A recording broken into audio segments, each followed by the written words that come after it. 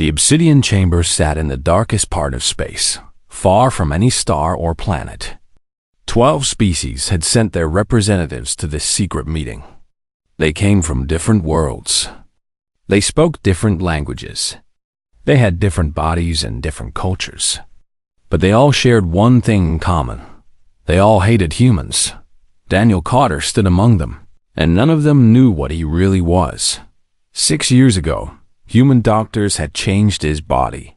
They made his skin pale gray. They stretched his arms and legs to make them longer. They removed 2 fingers from each hand, leaving only 3. They changed his face, his eyes, his voice. When they finished, Daniel no longer looked human. He looked like a Morvathi, a species of traders known across the galaxy. He had lived as Vareth the Merchant for 6 years. He had built trust. He had made friends. He had listened and watched and sent secret reports back to Earth. And now, standing in this dark chamber, he was about to learn something terrible. High Arbiter Thesix stood at the center of the room. He was a Velthari, tall and thin with blue-black skin that seemed to absorb light. His 4 eyes scanned the gathered representatives as he spoke. "Thank you all for coming," Thesix said.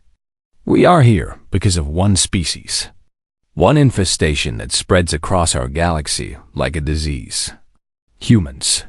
The room filled with sounds of agreement. Clicks, hisses, growls, and other noises that showed their hate. 200 years ago, humans were nothing, Thesix continued. They sat on one small planet, fighting among themselves. We ignored them. We thought they would destroy themselves. But we were wrong. He pressed a button and images appeared in the air above him. Maps of the galaxy with red dots spreading outward from Earth. 37 systems. In just 2 centuries, they have taken 37 systems. They breed fast. They adapt faster. They take what they want and call it progress. Ambassador Korath stepped forward.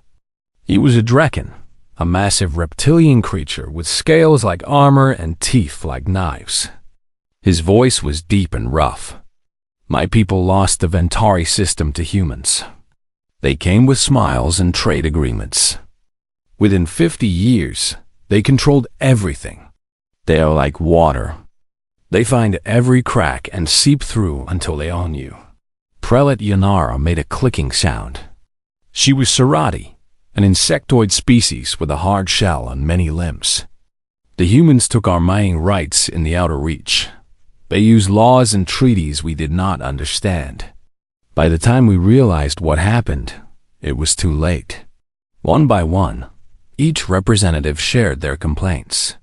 Humans had beaten them in trade. Humans had won territorial disputes. Humans had embarrassed them in diplomatic meetings. Daniel listened to it all, keeping his face neutral while his heart beat fast. He activated the tiny device hidden in his robe. It sent encrypted bursts of data to Commander Lisa Monroe, his handler. She waited on a stealth ship 3 light years away. "We have talked enough," Thesix said. "It is time for action. I present to you the cleansing protocol." The room went silent.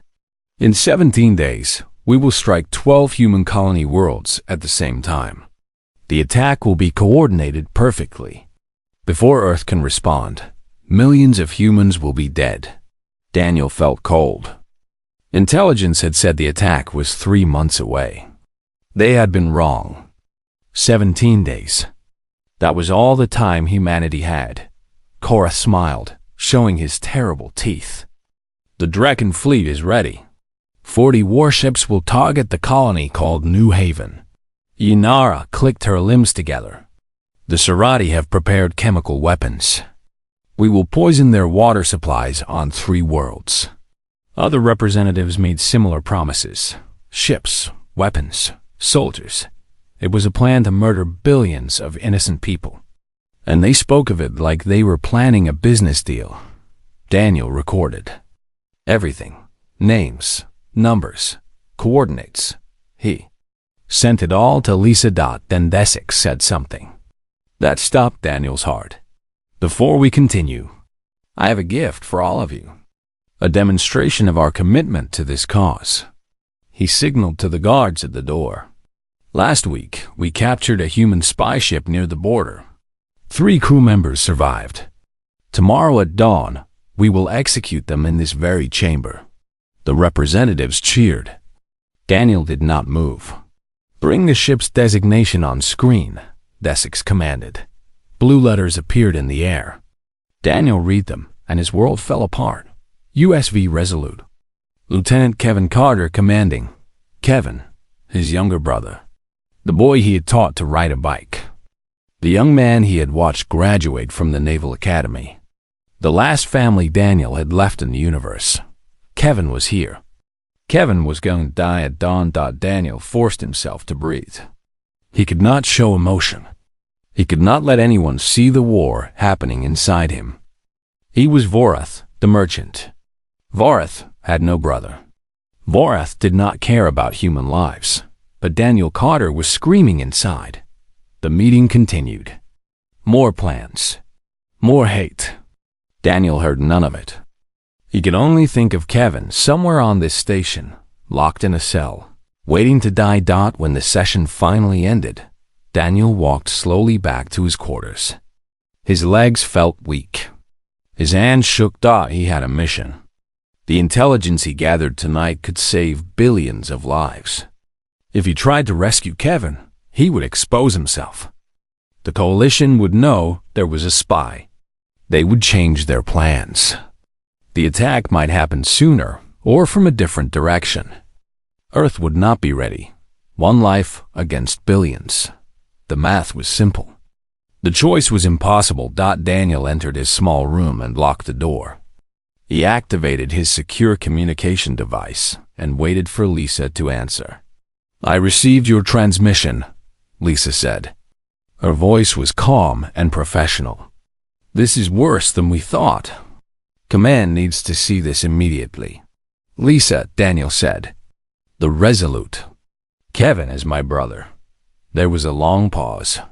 "I know," she finally said. "Daniel, I am so sorry. But you know what I have to tell you. Say it. Maintain your cover. The mission comes first.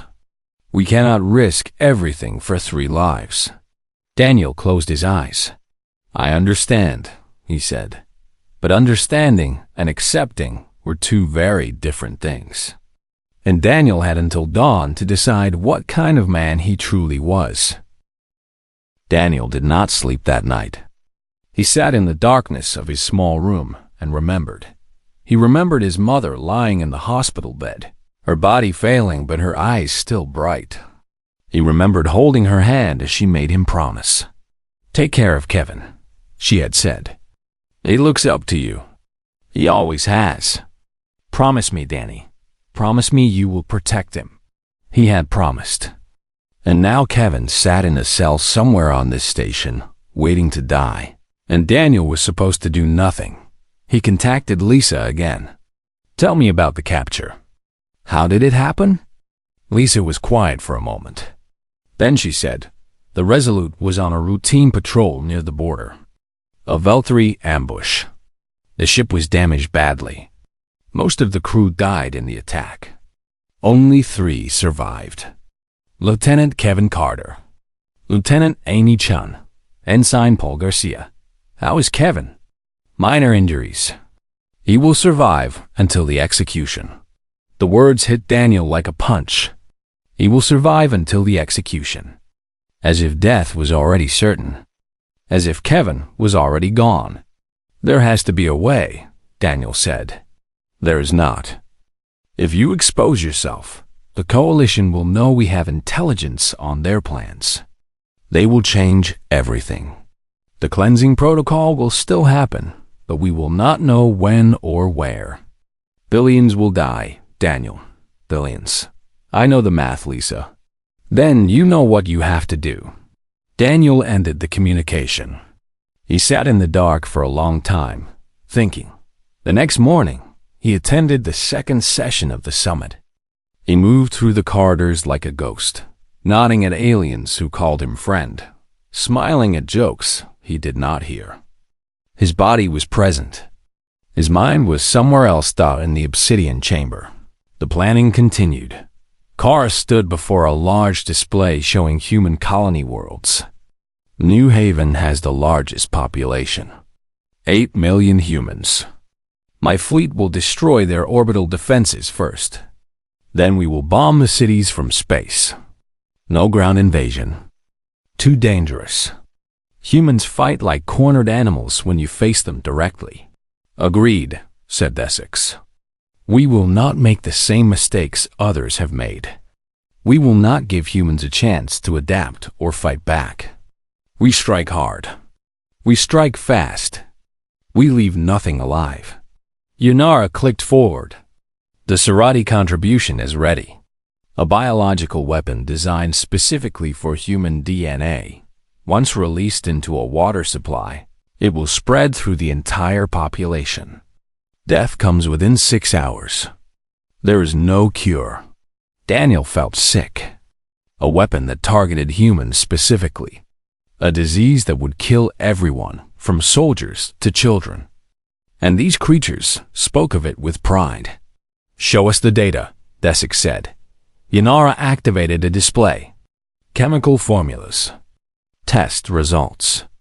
Death rates. Daniel memorized everything. He would need to transmit this to Lisa. Human scientists might be able to create a cure if they had enough time. But would they have enough time? 17 days. Less than 3 weeks before the killing began. The meeting lasted for hours.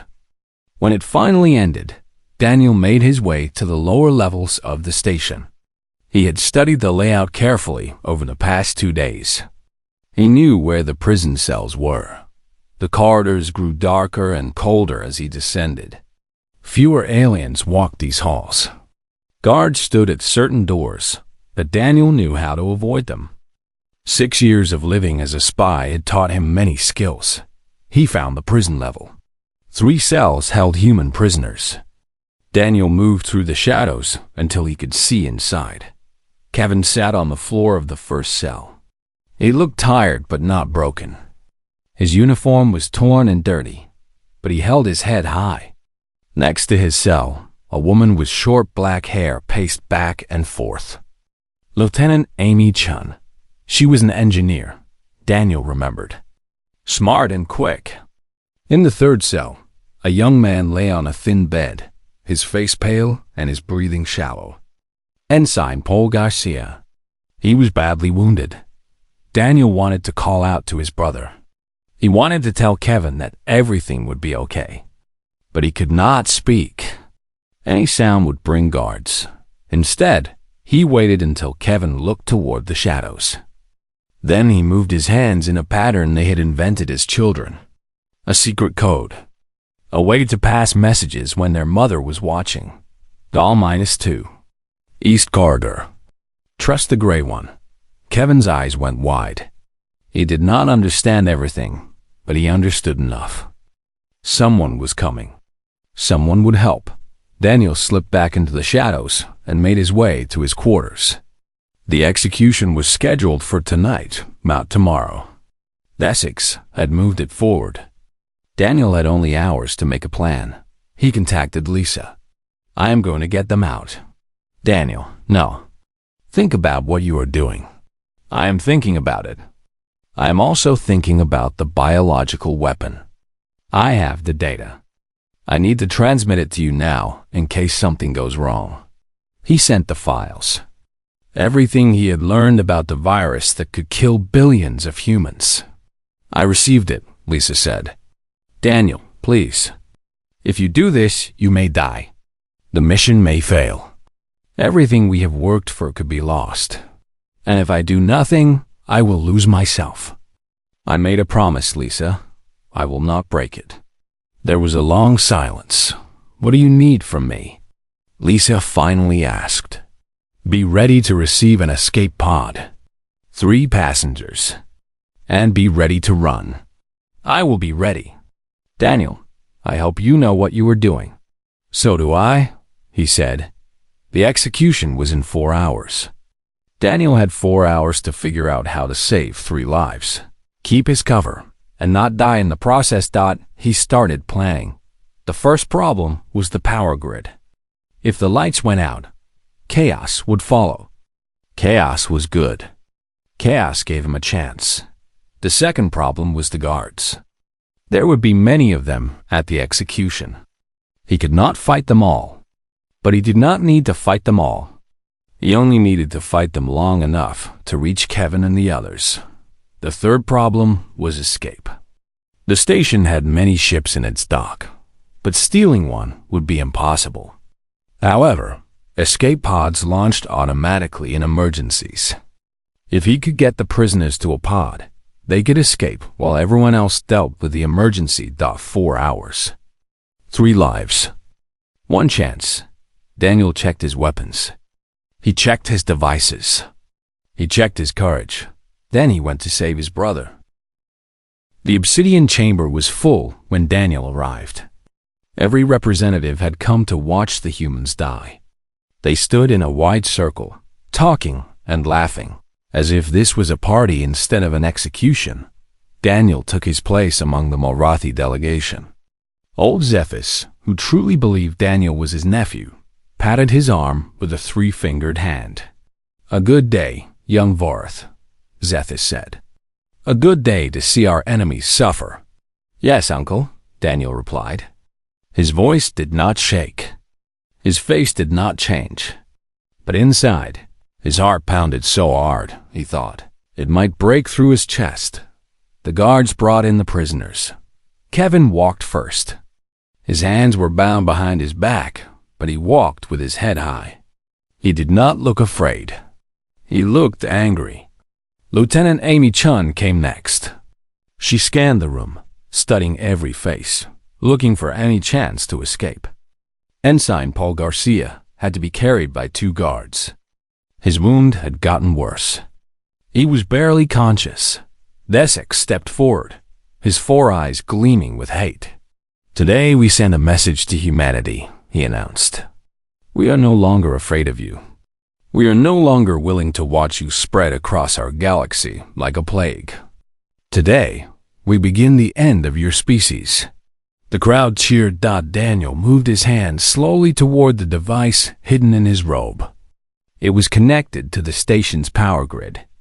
One press of a button and everything would go dark. But he had to wait. He had to wait for the right moment. Desek continued his speech. He talked about human arrogance. He talked about human greed. He talked about how the galaxy would be better without humans in it. Daniel watched. Kevin, his brother, stood straight and proud, staring at Desek without fear. That was Kevin, always brave, always stubborn. Even facing death, he refused to show weakness. "Do you have any final words, human?" Desek asked Kevin. Kevin smiled. It was not a friendly smile. "Yeah," he said. "You have no idea what you are starting. Humanity does not forget. Humanity does not forgive. And humanity never, ever gives up. Whatever happens to me, my people will find you. And they will make you pay." Some of the aliens laughed. Others looked uncomfortable. Kevin's words had touched something in them. Fear, perhaps. They had all heard stories about human revenge, human persistence, human rage. Desek waved his hand. "Enough. Begin the execution." A guard raised a weapon and pointed it at Kevin's head. Daniel pressed the button. Every light in the station went out. The chamber exploded into chaos. Aliens screamed and shouted in the darkness. Bodies crashed into each other. Guards called out orders that no one could hear. Daniel moved. His body remembered the training he had received before his transformation. Human combat training. Fast, brutal, efficient. He slipped through the crowd like a shadow, avoiding bodies by sound and touch. He reached Kevin in seconds. "Danny?" Kevin whispered.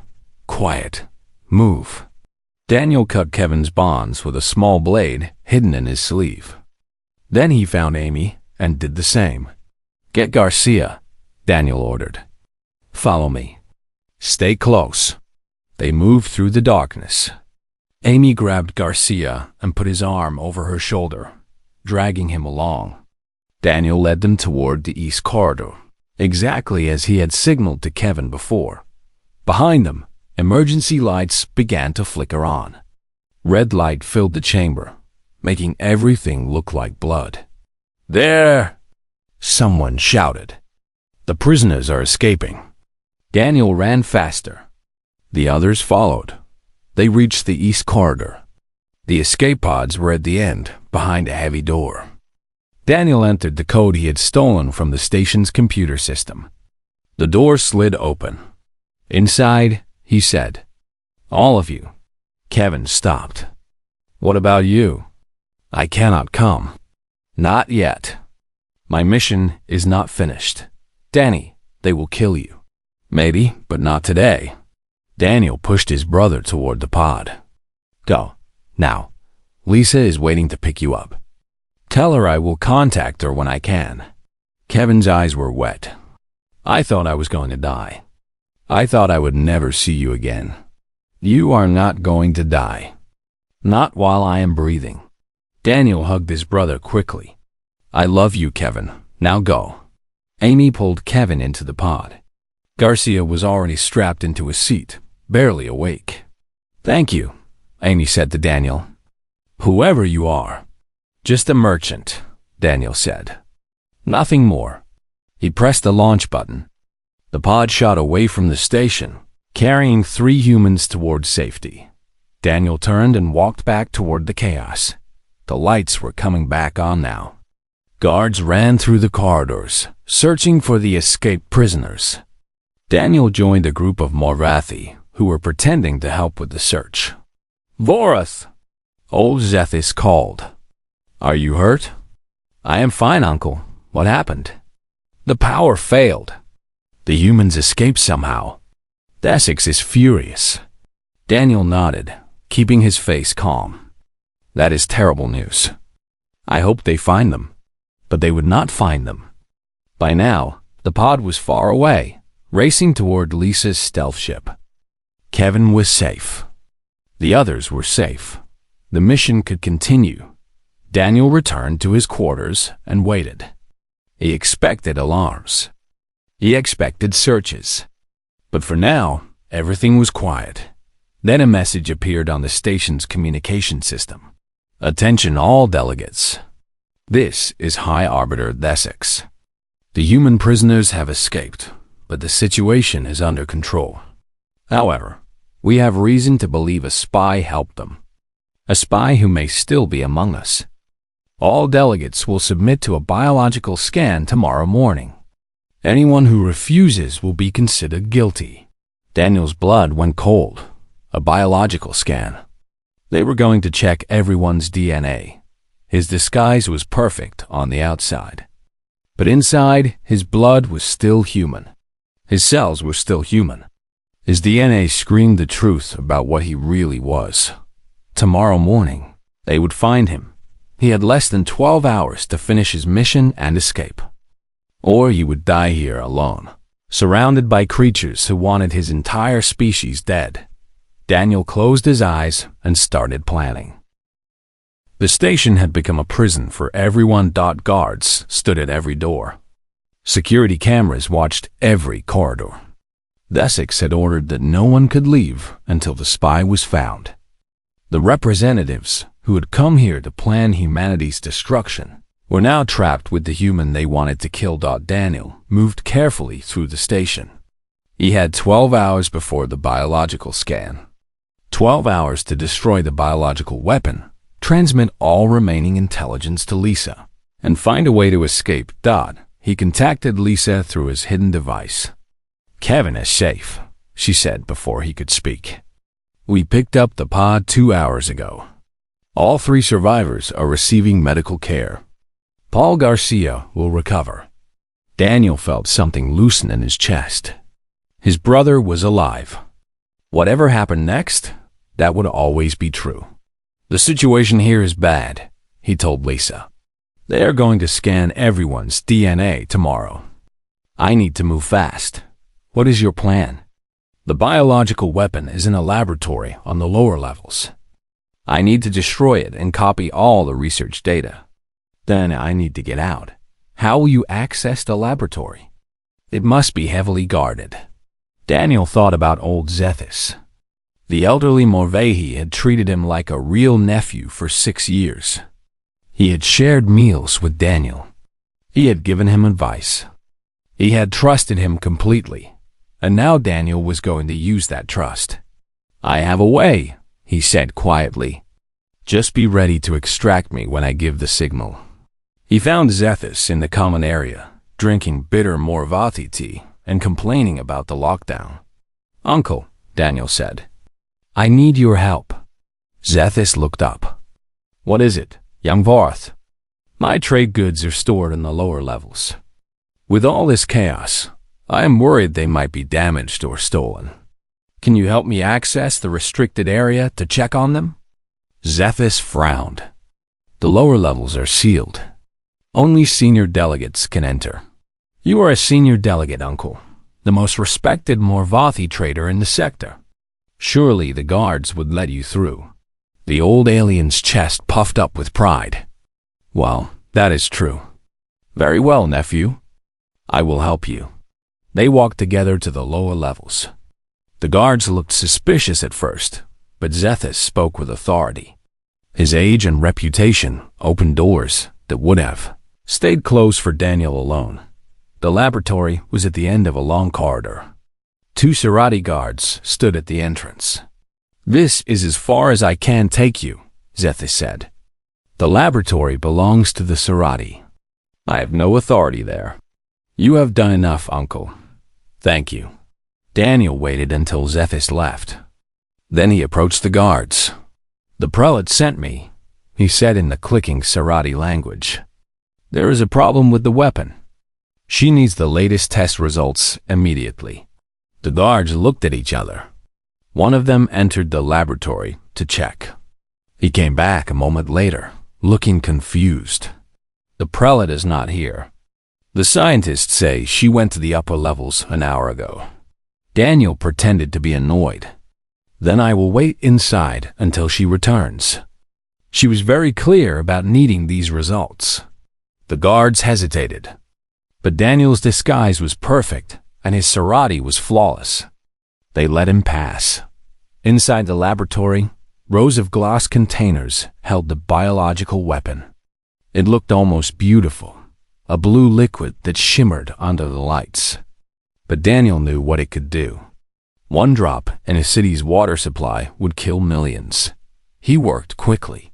First, he connected his device to the laboratory's computer and copied all the research data. Human scientists would use this information to create vaccines and cures.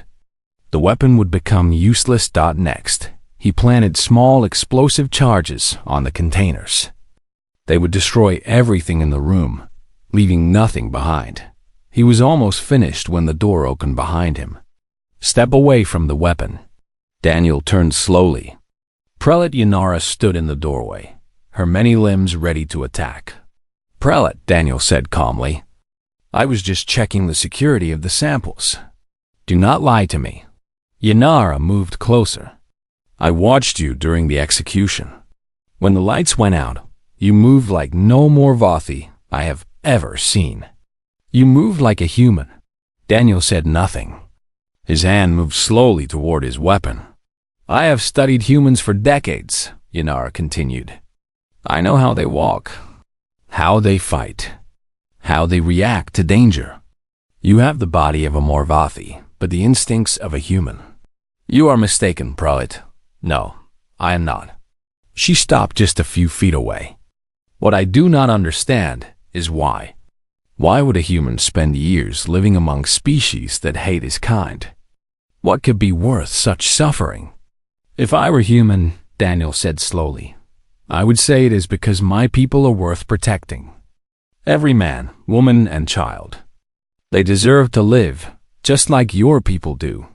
Yanara was silent for a long moment. The Velthari told us that humans attacked our colonies, she finally said. They showed us evidence. They said humans killed thousands of Serati settlers. There were no attacks. I have seen the real records. Essex created fake evidence to bring you into the coalition. He needed your chemical weapons. Yanara's limbs trembled. You are saying we joined this war based on lies? Yes, you could be lying now. I could be. But ask yourself this, Prelate. If humans are the monsters Essex claims we are, why did I risk my life to save 3 prisoners instead of just killing everyone at the summit? Yanara stared at him. Daniel could see the conflict in her eyes. She had spent years hating humans. Now everything she believed was crumbling. I should report you, she said. I should call the guards right now, but you will not. How do you know? Daniel looked at her without blinking. Because deep down, you know something is wrong here. You have known it for a long time. You just needed someone to give you permission to listen to that feeling. Yanara lowered her limbs. What do you need from me? She asked. Daniel smiled. It was the first real smile he had shown in 6 years. I need a distraction, and I need time to finish what I started. The biological scan began at dawn. Every delegate lined up in the obsidian chamber, waiting their turn. Essex stood at the front, watching with his 4 cold eyes. He was certain the spy was here. He could taste victory. Daniel stood in line with the other Morvathi. Old Zethus was beside him, looking nervous. This is foolish, Zethus muttered. We are all loyal members of the coalition. Why must we prove ourselves like criminals? The High Arbiter is afraid, Daniel said. Fear makes people do foolish things. Yanara had given him a plan. She would trigger a false positive on one of the other delegates, someone who deserved suspicion. This would create chaos and give Daniel time to reach the reactor core. Once there, he would trigger the station's self-destruct sequence. The weapon would be destroyed. The coalition would be shattered. And Daniel would have exactly 4 minutes to reach an escape pod. It was not a perfect plan. But it was the only plan he had. The line moved slowly. A Serati technician operated the scanner, pressing it against each delegate's skin. One by one, the representatives passed the test. Green light. No human DNA detected. Ambassador Korath stepped forward confidently. The scanner touched his scales. Green light. Daniel was next. But before he could move, Yanara stepped forward. Wait, she said loudly. I demand that Ambassador Korath be scanned again. The room went silent. Essex frowned. What is the meaning of this, Prelate? I have evidence that the Drekken have been working with human traders in secret. Yanara held up a data tablet. These records show payments from Korath to known human merchants. Perhaps he is not working for the coalition at all. Perhaps he is working against us. Korath roared with anger. This is a lie. I have killed more humans than anyone in this room. Then you will not mind a full scan, Yanara said calmly. Not just the NA. A complete analysis of your communication history and financial records. The Drekken charged at Yanara. Guards rushed to stop him. The obsidian chamber exploded into shouting and confusion. Daniel slipped away. He ran through the corridors, moving faster than any Morvathi should be able to move. He no longer cared about his cover. In a few minutes, it would not matter. Either he would escape or he would die. The reactor core was at the center of the station. It was heavily shielded and carefully protected. But Daniel had spent 6 years studying every system on this station. He knew the access codes. He knew the weaknesses. He reached the reactor room and entered his codes. The door slid open. Inside, a massive cylinder of energy hummed with power. This was the heart of the station. Without it, nothing else would work. Daniel moved to the control panel. His fingers flew across the buttons, entering the self-destruct sequence. The system asked for confirmation. He pressed the button. Warning lights flashed red.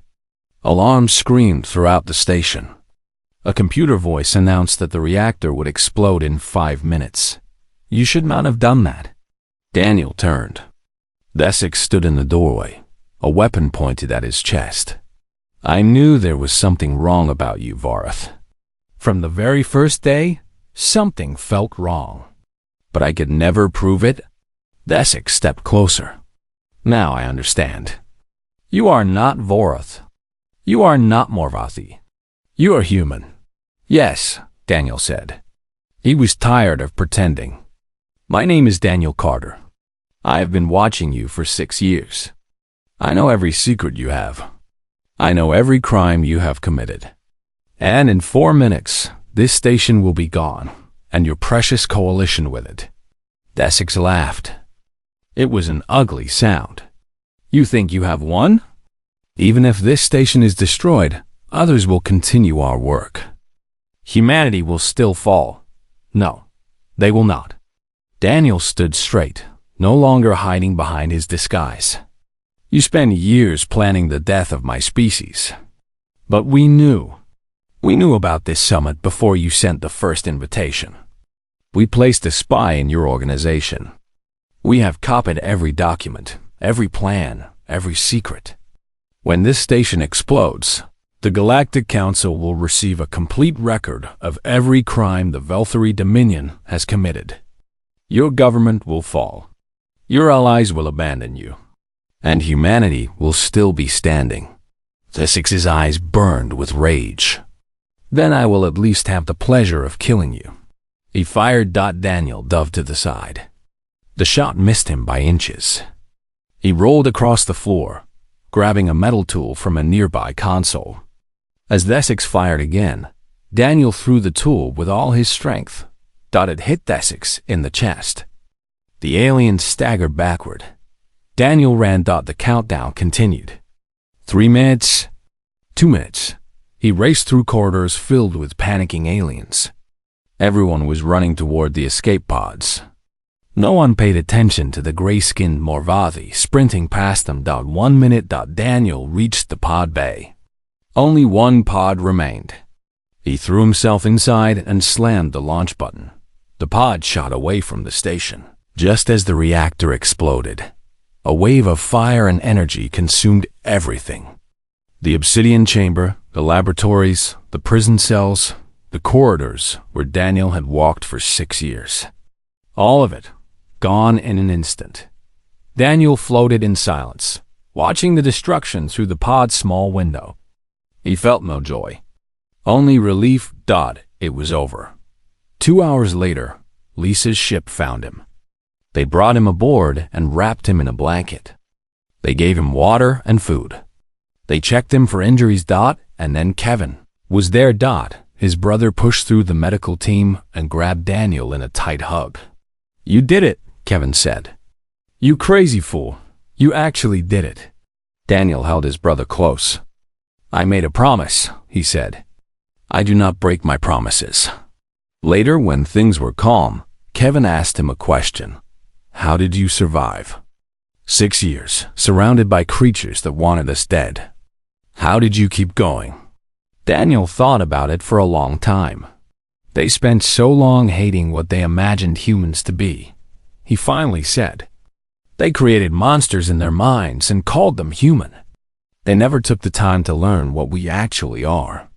And what are we? Daniel looked at his brother and smiled. We adapt. We endure. We protect our own, no matter the cost. And we never, ever give up. That is what makes us human. That is what they never understood. And that is why we will always survive. Outside the ship's windows, the stars stretched on forever.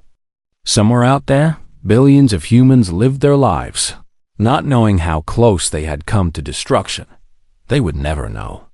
And that was fine. Daniel Carter had done his job. And he would do it again, if he had to, because that was what humans did.